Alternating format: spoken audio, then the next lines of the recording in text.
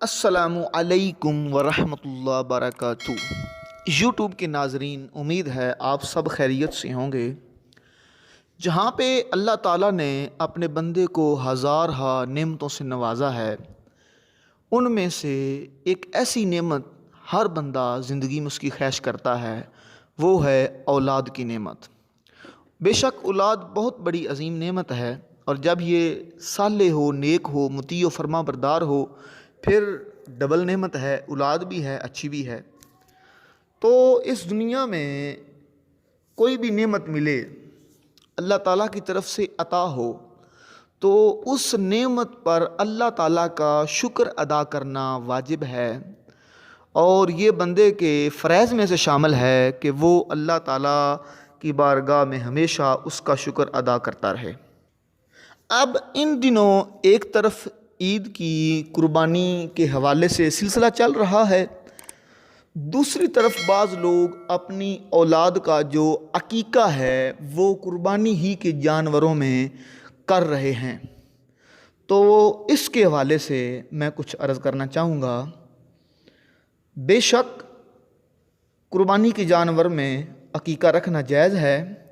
सबसे पहले अकीके की तारीफ़ सुनते हैं। बच्चा पैदा होने के शुक्र में जो जानवर ज़बह किया जाता है, इस अमल को अकीका कहते हैं। अहनाफ के नज़दीक अकीका मुबाह और मुस्तहब है, जबकि बाज़ किताबों में इसको सुन्नत करार दिया गया है, और दुरुस्त भी यही है कि ये सुन्नत है। जब बच्चा पैदा हो, मुस्तहब ये है कि उसके कान में अज़ान भी दी जाए और अकामत भी दी जाए। इसकी बरकत से इंशाअल्लाह बलाएँ दूर होंगी। और उस बच्चे का 7वें दिन अकीका किया जाए और उसका सर भी मूंड दिया जाए, और उसके बालों का वज़न करके उस वज़न के बराबर चांदी भी सदका की जाए। क्योंकि बच्चे की पैदाइश के 7वें दिन अकीका करना सुन्नत है और यही अफजल है। मगर हाँ, अगर 7वें दिन नहीं कर सके तो 14वें दिन नहीं कर सके तो 21वें दिन, और अगर 21वें दिन नहीं कर सके फिर भी ज़िंदगी के किसी भी वक्त उसका अकीका कर दें तो बेहतर है। लेकिन हाँ, जिस दिन उसकी डेट ऑफ बर्थ है, पूरा साल गुजरने के बाद उस दिन से एक दिन पहले आप अकीका कर देंगे तो ये भी 7वां दिन होगा, यानी एक ताक अदद होगा। तो ये अकीके के चंद मसले थे। अब रही ये बात कि कुर्बानी के अंदर अकीका करना और अकीका ज़रूरी क्यों है। सबसे पहले अकीका ज़रूरी क्यों है, वो इसलिए है कि नबी पाक अलैहिस्सलातु वस्सलाम की हदीस पाक है, अल गुलाम मुर्ताहिनुम बि अकीकतिही। जो बच्चा होता है वो अपने अकीके में गिरवी होता है। इस हदीस की शरह में उलमा फरमाते हैं कि अगर बच्चे का अकीका ना किया, ठीक है, और वो बचपन में फौत हो गया, तो वो अपने वालिदैन की शफाअत नहीं करेगा, और सही मायनों में माँ बाप को फ़ायदा नहीं देगा। इस हदीस पाक का मतलब ये है, जामे सगीर की ये हदीस पाक है। तो अब इसलिए कुछ उलमा फिर ज़ोर देते हैं कि अकीका बच्चे का किया जाए। अब अकीका कैसे किया जाए, तो फिर नबी पाक की हदीस पाक है कि नबी पाक अलैहिस्सलातु वस्सलाम ने फरमाया कि अगर बेटा है यानी लड़का है तो उसकी तरफ से 2 बकरियां, अफजल ये है 2 बकरे किए जाएं, और अगर बेटी है तो उसकी तरफ से 1 बकरा या बकरी अकीके में दी जाए। तो ये अकीके की सुन्नत है। और अगर किसी का अकीका उसके वालिदैन ने नहीं किया तो वो ख़ुद भी अपना अकीका कर सकता है। फतावा रज़मिया में है, जिस बंदे का अकीका नहीं हुआ, अब वो जवानी में या बुढ़ापे में है, अपना अकीका खुद कर सकता है।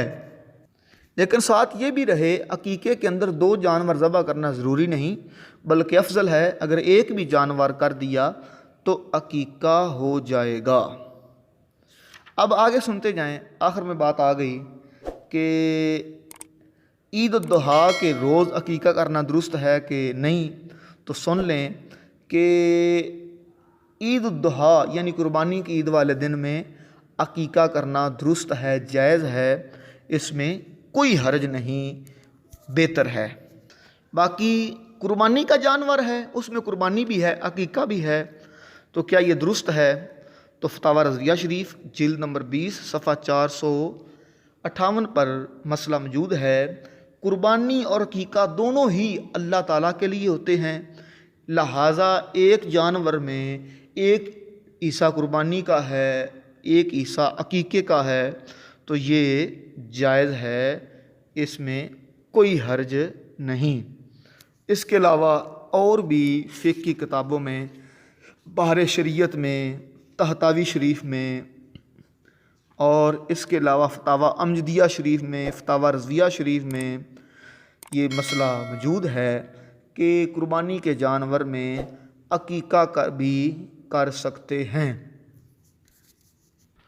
जिस तरह कुर्बानी के गोश्त के 3 हिस्से किए जाते हैं, 3 हिस्से करके एक हिस्सा अजीज़ व अकरबा में, एक गरीबों में और एक घर में रखा जाता है, ऐसे ही जो अकीके का गोश्त है उसके बारे में है कि अकीके का गोश्त फ़ुकरा, अजीज़ व अकरबा, दोस्त अहबाब को कच्चा तकसीम कर दें या पका कर दे दें या बतूरे मेहमान सब को बुला लें और दावत कर लें, उनको खिला दें, ये सब जायज़ है। लेकिन अफजल यही है कि ख़ुद उस अकीके के गोश्त को पकाया जाए, पकाने के बाद अजीज़ व अकरबा में तकसीम कर दिया जाए। एक और बात मशहूर है कि जो अकीके का गोश्त होता है वो माँ बाप, दादा दादी, नाना नानी ना खाएं, ये एक मशहूर है बात। तो उसका मसला जवाब ये है, ये मसला लोगों में गलत मशहूर है। दुरुस्त ये है कि अकीके का गोश्त दादा दादी, नाना नानी सब खा सकते हैं और इसमें कोई किसी किस्म का हरज नहीं, बल्कि सब के लिए खाना जायज़ है। बाकी अकीके के जानवर की जो खाल है उसका क्या किया जाए, तो वो भी सुन लें। कुर्बानी के जानवर की खाल के बारे में तो ये है कि वो भी अल्लाह की राह में दी जाएगी। बेहतर ये है कि मसाकीन को दे दें या किसी नेक और जायज़ काम में ख़र्च कर दें। बाहर शरीयत में है कि अकीके की जो खाल है उसका वही हुक्म है जो कुर्बानी का खाल है, आपने मसरफ़ में ले आएँ, यानी आप ख़ुद घर में कुछ चीज़ बना लें उसकी, या किसी मस्कीन को दे दें या किसी नेक काम, मस्जिद या मदरसे में दे दें, तो ये भी जायज़ है। तो अब पता चल गया कि अकीका करना जानवर के, कुर्बानी के जानवर के अंदर भी अकीके का हिस्सा रखना जायज़ है, इसमें कोई हरज नहीं, क्योंकि अकीका भी अल्लाह के लिए किया जाता है और कुर्बानी भी अल्लाह के लिए की जाती है। हाँ, अगर किसी बंदे की नीयत जो है वो अकीके की नहीं बल्कि गोश्त की नीयत है, यार हमने घर में गोश्त खाना है तो एक हिस्सा हम ख़रीद लेते हैं, तो अब ये मुनासिब नहीं होगा, ये दुरुस्त नहीं होगा, सब की कुर्बानी ख़राब होगी। इसलिए अल्लाह ताला से दुआ है कि हमें सही मानों में शरीयत के अहकाम पे अमल की तौफीक अता फ़रमाए, आमीन बिजाह नबी अमीन सल्लल्लाहु अलैहि वसल्लम। चैनल को सब्सक्राइब ज़रूर करें, आगे शेयर भी करें। आपके ज़रिए इल्म दीन का ख़जाना लोगों तक पहुँचे, सही मसाइल पहुँचें, लोग इल्म सीखें और ये आपके लिए सदका जारिया बन जाए।